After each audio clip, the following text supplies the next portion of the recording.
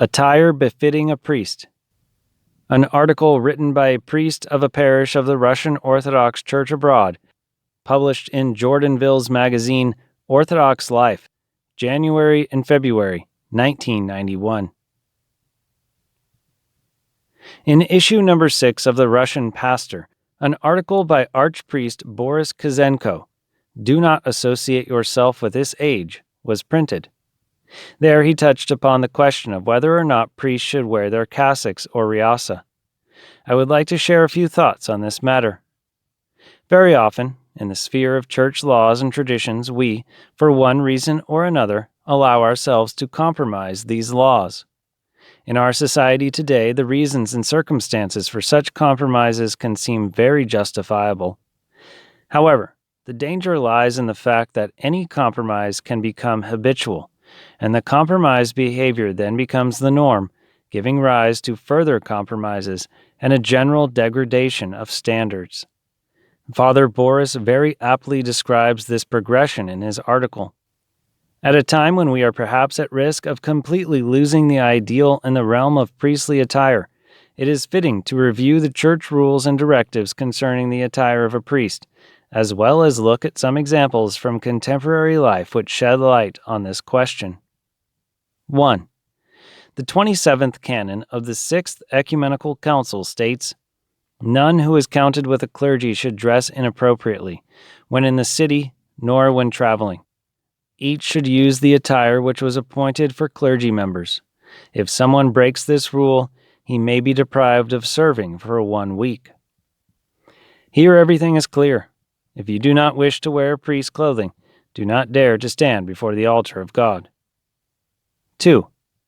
The great interpreter of church canons, Balsamon, in his interpretation of the 14th canon of the 7th Ecumenical Council, which speaks of the ordination of readers, notes, "He who has put on black attire with the purpose of entering the clergy cannot remove it, for he has stated his intent of serving God and therefore cannot break his promise to God and ridicule this holy image, as other ridiculers do." If constant wearing of black attire is expected of the first rank of the priesthood, the reader, then all the more does it refer to those who are fully in the rank of the priesthood.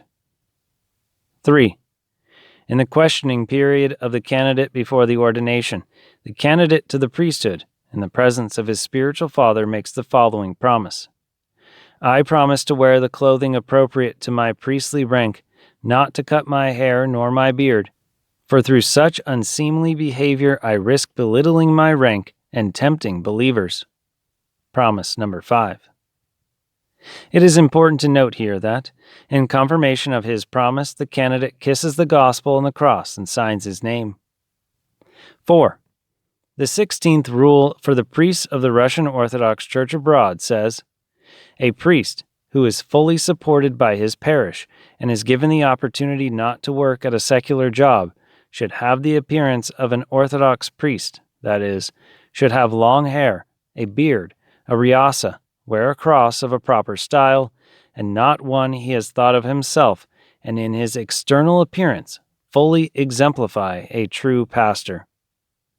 We must remember that if the church canons and laws were not important, the church would not have written them. Physician, heal thyself. I must admit that I am a young priest, and at times find it very difficult to follow the above rules. There are times when one's nerves are raw, and I want to go somewhere with my matushka and children and not stand out, i.e., be one of the crowd. I am overweight, and in the summer it is hard to bear the heat in my cassock. Yet all this merely exposes my weaknesses, my lack of desire to constantly be a confessor of my faith, my lack of desire to suffer for Christ even to the most microscopic degree. In my battle with this weakness, I have found inspiration in a few true life accounts, which I would like to share. The matushka of one priest, who serves in one large American city, where pagan and satanic cults are rampant, told me of this incident. Baryushka always wore either his cassock or riasa with his cross. After his arrival in the city, he grew accustomed to the fact that, when walking along a street or in stores, some people reacted to him with hatred. Some even hissed at him openly as they walked by. Others would actually spit at him. All this Batiushka interpreted as attacks of servants of Satan upon a priest of Christ. Once it happened that he and Matushka were walking along the sidewalk in the main business district of the city.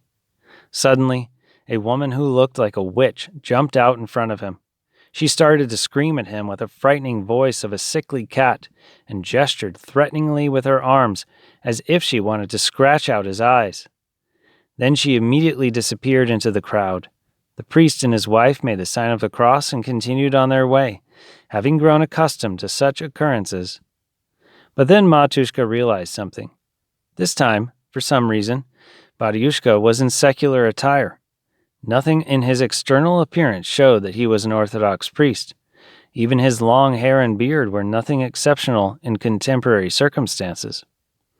It is clear that a priest in a spiritual plane is always a priest, even when he is not dressed properly. The evil powers feel this, and most notably are pleased with our compromises. A certain priest decided to have a photograph of himself made. He put on his coat and hat. For some reason, he was embarrassed to be photographed with a cross on. He took the cross off and put it in his left coat pocket. The photograph was taken, developed, and printed. To the amazement of both the photographer and the priest, on the photograph there was a huge ray. By shadows one can see that this ray is not from the sun, which pointed to the pocket where the hidden cross lay. Batiushka asked to have this published after his death.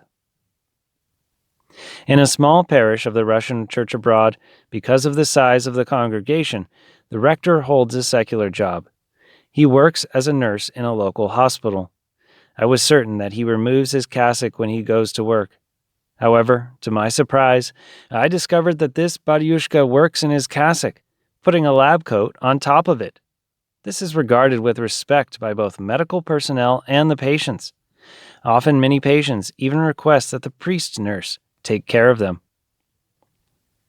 Concerned about the question, should and can a priest possibly always wear a cassock, I began asking the grown children of elderly or deceased pastors whether or not their fathers always wore a cassock.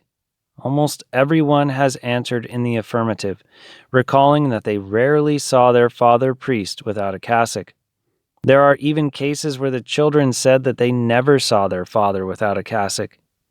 This means that the requirement of the church is possible to fulfill with God's help. One only needs to try.